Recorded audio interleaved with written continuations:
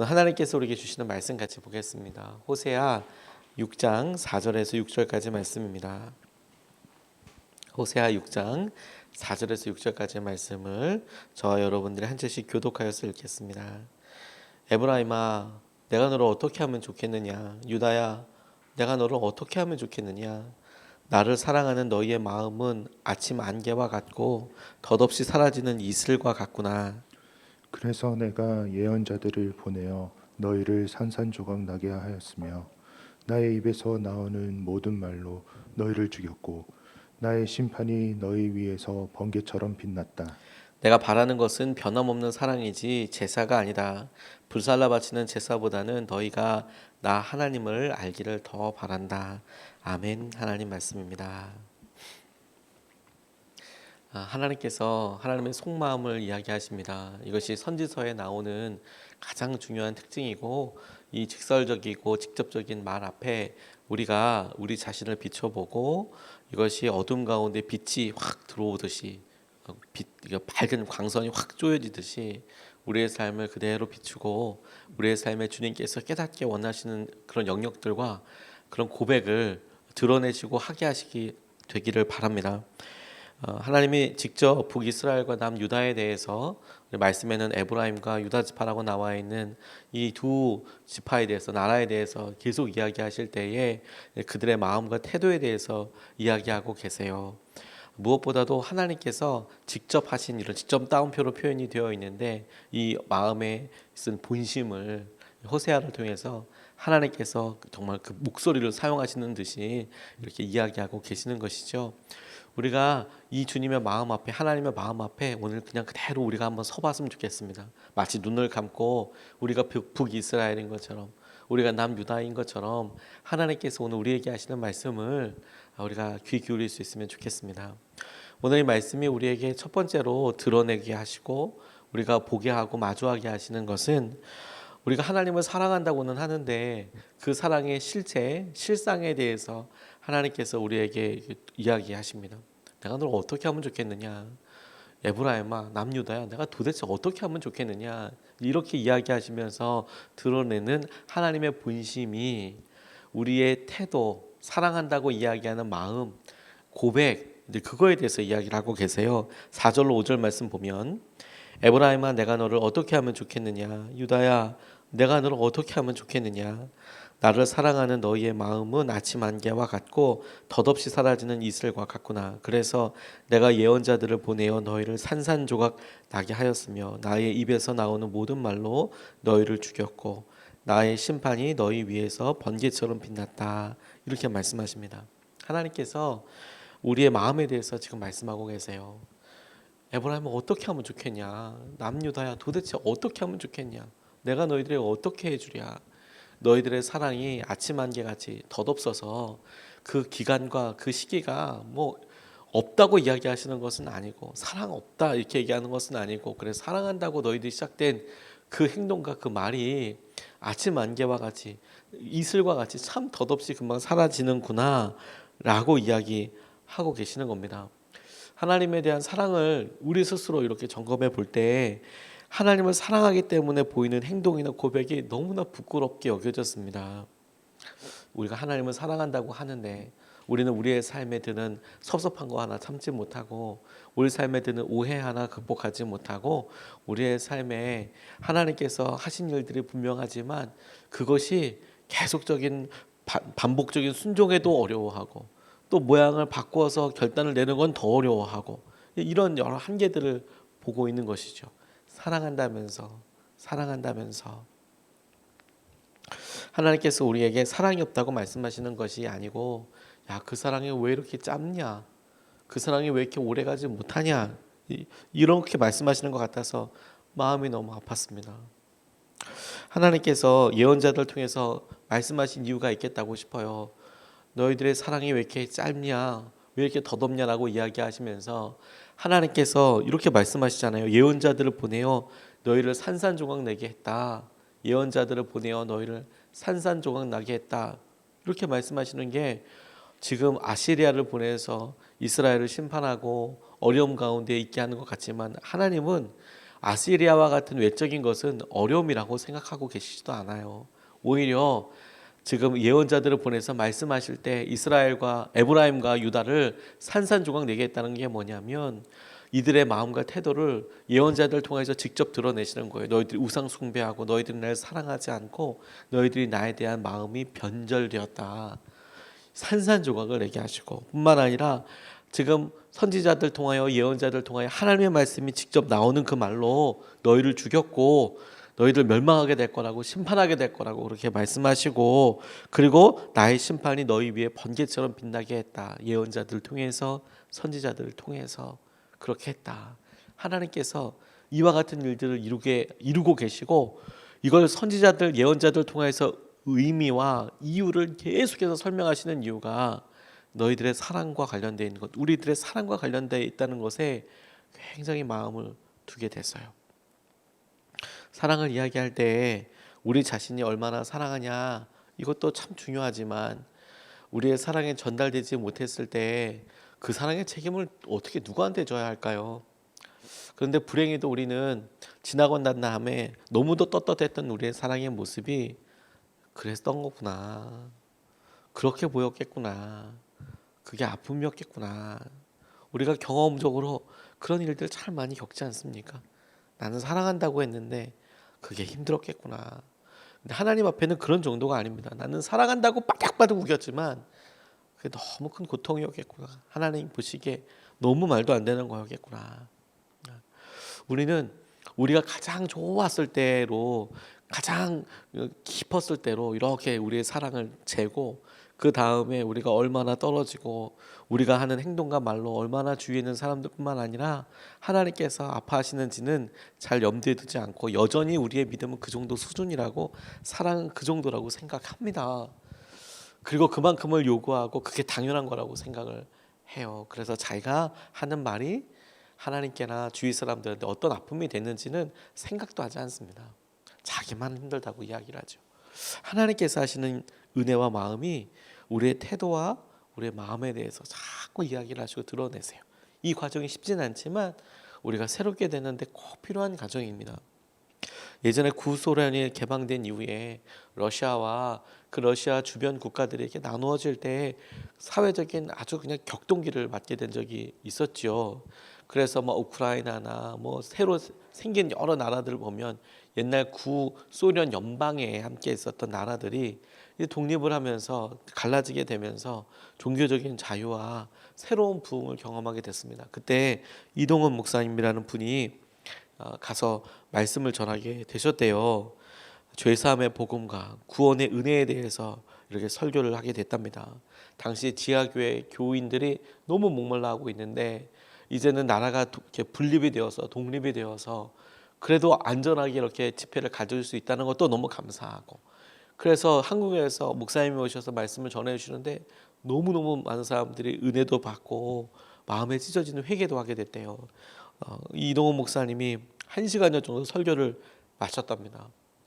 우리들의 죄가 얼마나 심각하고 두려운 것이냐 이것에 대해서 복음에 대해서 막 필요하다고 막 이야기를 하고 구원에 대해서 설교하고 1시간 정도 설교하고 설교를 마쳤는데 사회자가 다가와서 이제 두 번째 설교를 하라고 그랬다는 겁니다. 두 번째 설교를 그게 무슨 말이냐면 금방 설교했는데 또 하라고 하니까 물으니까 목사님께서 예수님의 죽으심과 피 흘리심으로 우리가 용서받은 것을 설교하셨으니까 이제 부활하신 예수님에 대해서 들려달라고 두 번째 설교는 이제 부활하신 예수님에 대해서 들려달라고 그렇게 이야기를 하더래요. 그래서 즉석에서 부활의 복음을 전하고 하나님께서 어떤 일들 하시는지에 대해서 말씀을 전하게 되셨다고. 그런데 말씀에 집중하며 감격하는 그 분들이 너무너무 인상적이었다고 이동훈 목사님에게 그래서 고백을 하시더라고요. 그런데 이 글과 이때 장면을 떠올리신 이유가 뭐였냐면 그런데 그랬던 그분들이 열악한 환경에서 그렇게 뜨거운 열정과 사랑으로 반응했던 그분들이 한참 지나고 나니까 그 믿음이 예전과 같지 않더라. 문호가 개방되고 그다음 자본주의가 확 들어가기 시작하면서 그들의 삶이 팍팍해지고 힘들고 그래서 드러나는 여러 마음을 보니까 그렇게 순수하게 남아있지 않더라. 타락이라고 부를 수밖에 없는 그런 결과들을 겪더라. 그걸 너무 안타까워하시면서 이야기하고 이제 보게 하시는 거죠. 그게 너무너무 소중하고 너무너무 중요한 우리에게 보여주시는 것이라는 생각을 하게 됐어요. 우리가 주님 앞에 주님 사랑합니다 라는 고백이 우리를 얼마나 마음 흥분하게 하고 얼마나 그것이 우리를 평안하게 하고 얼마나 우리를 울게 했습니까? 하나님 사랑합니다. 그 말 한마디에 우리가 얼마나 마음속으로 깊이 하나님 앞에 메어달리게 됐었습니까? 어느 순간에 그 말이 더 이상 우리에게 아무런 울림이 되지 않고 오히려 그렇게 하나님께 기도해 본 적이 도대체 얼마였나, 그 사실 자체를 우리가 이제 모르고 오랫동안 지나가는 것이죠. 어떤 마음과 두렵고 떨리는 마음으로 주 앞에 있었는가, 하나님께서 우리에게 우리의 마음의 상태에 대해서 이제 보여주세요. 참, 그래서 여러분, 우리의 마음에 대한 이야기이고 우리가 우리 마음의 상태를 잘 깨닫지 못하기 때문에 이 선지서는 직접적인 언어를 쓸 수밖에 없는 것 같아요. 그리고 마치 우리가 사랑하는 사람들 사이에 그동안에 변해져 있는 여러 모습과 여러 상황들을 알려주기 위해서 이야기하다 보면 감정적으로 이렇게 확 다가오는 것처럼 이렇게 들려지게 되고 갑작스러운 변화처럼 이렇게 다가오는 말 앞에 서게 될 수밖에 없는데, 선지서를 읽다 보면 딱 그와 같이 우리 가운데 말씀이 훅 들어와요. 너희들 날 사랑하지 않는다. 하나님께서 이것을 우리에게 보여주실 때 우리가 고통스럽죠. 그런데 조금만 인정하고 보면 하나님께서 우리에게 어떤 말을 하고 계시는지에 대한 음성의 진위가 들려와요. 어느 남편이 아내에게 혹은 어느 아내가 남편에게 마음을 다해서 혹은 마음에 있는 진심을 꺼내서 정말 나를 사랑하는 게 맞냐고 라고 이야기할 때 그 마음속에 있는, 오히려 사랑하느냐고 묻지만 그런 말에서 들려오는 내가 당신을 얼마나 사랑하고 있는지를 아냐고, 이 음성을 들을 줄 알아야 하는 거예요. 내가 당신을 얼마나 사랑하는지 아냐고. 그 말씀을 잘 들을 수 있어야 하나님께서 호세아를 통해서 하시는 은혜와 마음을 우리가 진짜로 붙잡게 되는 겁니다. 주님이 하시는 말씀에 너희들 사랑하지 않기 때문에, 나를 떠났기 때문에 내가 너희들 버리겠다, 이 말을 나올 때마다 하나님 나를 사랑하신다, 우리를 사랑하신다라고 붙잡으시면 하나님의 안타까움이 얼마나 크고 우리를 향한 하나님의 도전이 얼마나 놀라운지를 오늘도 붙잡게 될 거예요. 그리고 그분 앞에 우리가 하나님을 사랑한다고 했던 일들과 행동들이 얼마나 하나님 보시기에 안타깝게 보였을까. 우리가 그 마음에서부터 시작하고 싶습니다. 그리고 주목하고 싶은 것이, 그러면 하나님께서 우리에게 바라시는 것은 뭐냐? 그러면 하나님께서 우리에게 바라시는 것은 뭐냐? 변함없는 사랑이라고 말씀하세요. 3절 말씀, 6절 말씀을 보니까 내가 바라는 것은 변함없는 사랑이지 제사가 아니다. 불살라 바치는 제사보다는 너희가 나 하나님을 알기를 더 바란다. 제사를 받지 않겠다, 예배를 받지 않겠다가 중심이 아니고 그것보다도 더 바라는 것이 뭐냐면, 내가 바라는 것은 변함없는 사랑이다. 변함없는 사랑이다. 하나님이 우리에게 바라시는 것은 그저 사랑이 아니고 변함없는 사랑이다. 변함없는 사랑이다. 그렇게 이야기하다. 한 번의 행동으로 확인할 수 있는 불살라 바치는 제사, 그것이 하나님 앞에 드리는 제사고 그 안에 들어가는 여러 희생을 무시하는 게 아니라 하나님께서 더 주목하고 계시는 게 뭐냐면 변함없는 사랑이라는 거, 마음에 대해서 지속적으로 계속되는 마음과 태도를 원하세요. 그래서 하나님께서 우리에게 열매를 이야기하실 때 그 열매가 굉장히 오랜 시간이 걸리고 지난한 순종들을 원한다는 것에 우리가 마음을 이렇게 두어야 합니다. 한 번 했던 행동으로 끝나지 않고 그 행동이 계속해서 바뀔 뿐만 아니라, 그리고 때를 따라서 우리가 순종하는 내용도 바뀌어야 하고 거기에 대해서 새롭게 일으켜야 될 마음도 달라지는 거예요. 어저께 책을 한 권 읽다 보니까 그 책에 아이들이 보이는 말과 행동을 통해서 부모들이 어떤 행동을 하는지 어떤 모습인지를 이렇게 재밌게 표현해 놓은 대목이 있더라고요. 아이들이 서로 이렇게 속부장난을 하고 노는데 갑자기 나 엄마 안 할 거야 이렇게 이야기하더래요. 나 엄마 안 할 거야. 왜? 그럼 내가 모든 일을 다 해야 되잖아. 이렇게 이야기할 거라는 거예요. 그러면서 아빠 역할 맡은 애한테 너 아빠 하면 한 곳에 앉아서 계속 시키기만 하려고 그러지. 그러면서 이제 이야기를 하면서 그 아이들이 부모에 대해서 어떻게 보고 역할 담당을 하고 있는지를 이렇게 써놓은 이렇게 내용들이 이렇게 있더라고요. 어머니를 가만 보면 한결같은 사랑과 마음으로 우리를 오랫동안 이렇게 대해 주시죠. 예. 그런데 가만 보면 어렸을 때 부모님이 우리를 대해 주셨던 거나 중학교 때 우리를 대해 주셨던 모습이 똑같지 않잖아요. 때가 따라서 바뀌었습니다. 옆에서 힘이 되어주는 방식도 바뀌었습니다.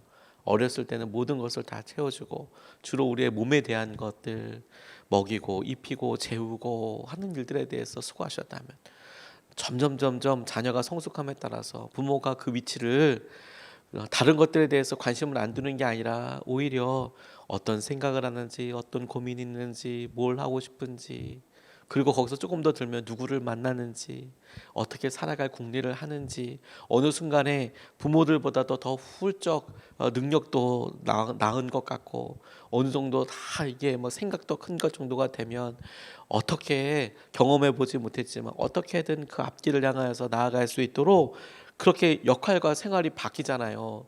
그런데 변함없는 사랑으로 계속 태도로 마음으로 그렇게 대해 주셨잖아요.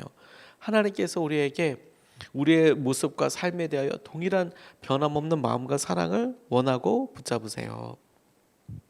제가 참 좋아하고 존경하는 어느 한 분이 본인 간증을 이렇게 이야기하셨습니다. 중학교 2학년 때 아버지가 직장을 내려놓으시고 교회 일에 매진하시더래요. 그게 너무너무 상처가 됐답니다. 그리고 방황도 시작됐대요. 교회 일을 시작하시는데 교회 일을 하셨는데 교회 일에 매진하셨는데 그러면 뭐 직장 일도 좀 갖고 이렇게 하셔야 되는데 그게 아니고 아예 교회 일에 매진을 하시더래요. 그러니까 친척들이 와서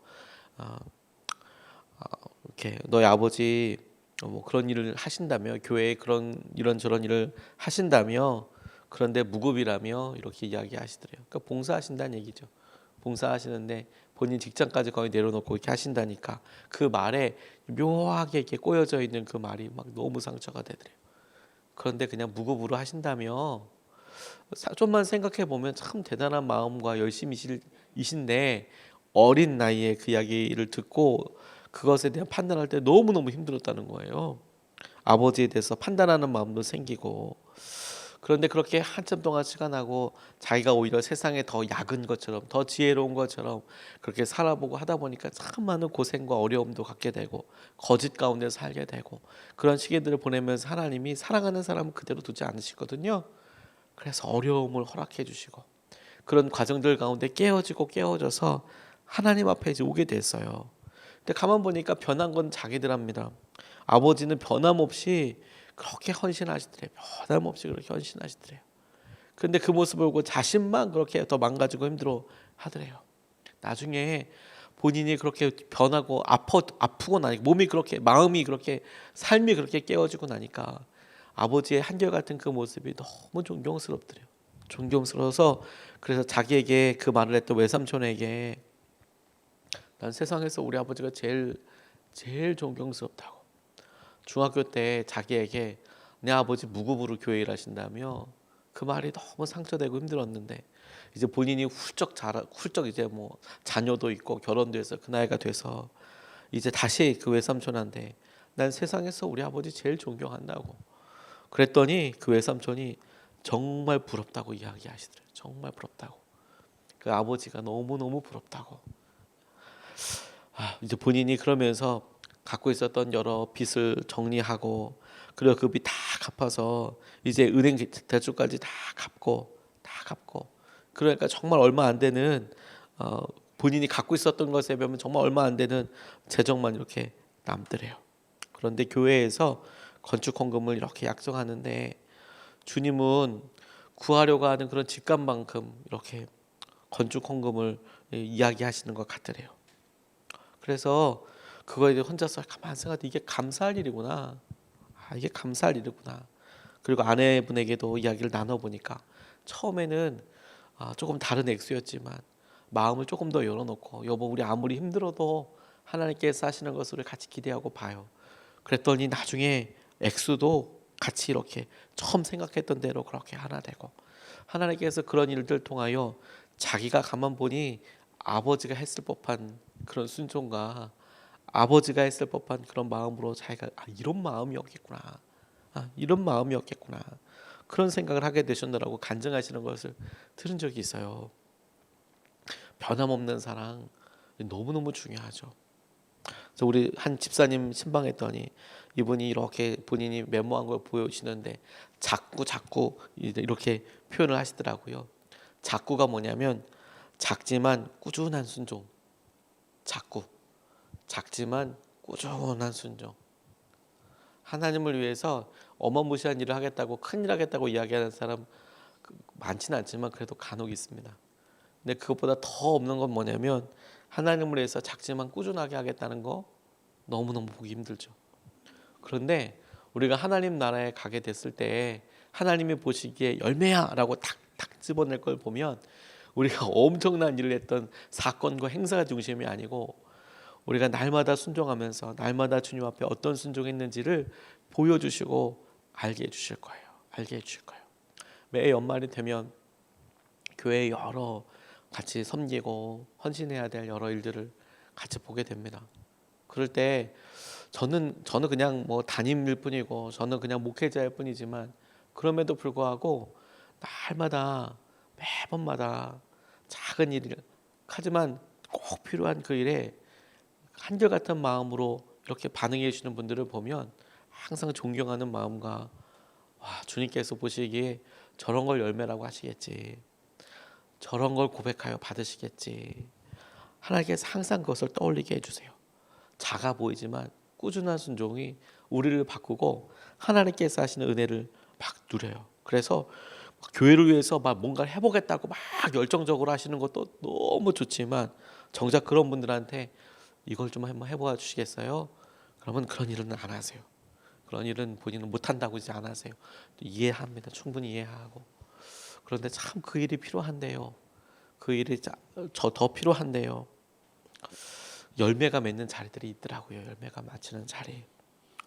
하나님께서 우리에게 작지만 꾸준한 순종, 변함없는 사랑, 하나님께서 한결같이 우리 가운데 이끌어 주시는 것, 인도하여 주시는 것, 그거 보게 해주실 거예요. 1년을 마무리하면서 저는 그런 생각을 스스로 이렇게 해봅니다.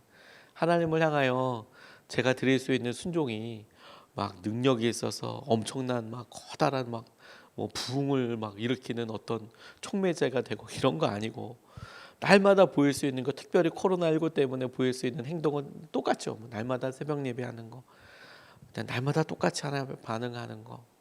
이걸 뭐 잘했다 못했다가 아니라 하나님 앞에 드릴 수 있는 게 그것밖에 없는데 하나님은 그런 작아 보이고 하나님께서 왜 그렇게 날마다 이렇게 하는지에 대해서 마음은 알아주실 거라고, 한결같이 변함없이 하나님께서 하신 은혜를 우리가 누리고 함께 고백할 수 있으면 좋겠습니다. 두 가지 말씀을 같이 나눴습니다. 첫 번째, 우리가 하나님 사랑한다고 하는데 여전한 것이냐, 그 사랑은 하나님이 보시기에도 여전한 것인가. 오히려 하나님께서 우리에게 너 어떻게 하면 좋겠니? 너를 어떻게 하면 좋겠니? 이렇게 물으실 때 하나님, 덧없이 사라지는 이슬처럼 사랑하는 그런 사랑이 아니고 한 번에 1년에 3년에 4년에 끝나버리는 그런 사랑이 아니고 하나님, 제가 상황이 바뀌고 은혜를 향하여 나아가게 될 때 꾸준한 하나님의 사랑과 은혜를 보게 해주십시오. 두 번째로, 주님이 바라시는 것 변함없는 사랑이라고 이야기하셨는데 하나님, 우리의 삶에 상황과 형편이 바뀔 수 있지만 마음은 하나님 한결같이 되게 해주시고 작아 보이지만 꾸준한 사랑과 꾸준한 마음을 통하여서 하나님 더 사랑하게 해달라고 그렇게 기도하겠습니다. 우리 두 번 나눠서 같이 기도하겠습니다. 첫 번째로, 하나님의 말씀 앞에서 날마다 새로운 마음으로 사랑하게 해달라고 먼저 첫 번째로 기도하겠습니다. 하나님 말씀 앞에서 날마다 오늘도 새로운 마음으로 지금 사랑하고 날마다 사랑하는 방법 간단합니다. 날마다 사랑한다고 고백하고 날마다 새로운 사랑을 해보려고 하면 됩니다. 그러면 하나님께서 그렇게 맞춰서 우리를 변화시켜 가시고 인도에 갈 것입니다. 오늘 할 수 있는 최고의 사랑을 하면 됩니다. 오늘 할 수 있는 최고의 순종을 하면 됩니다. 그럼 날마다 새로운 사랑을 할 수 있습니다. 우리가 첫 번째로 같이 함께 주님 앞에 기도하겠습니다.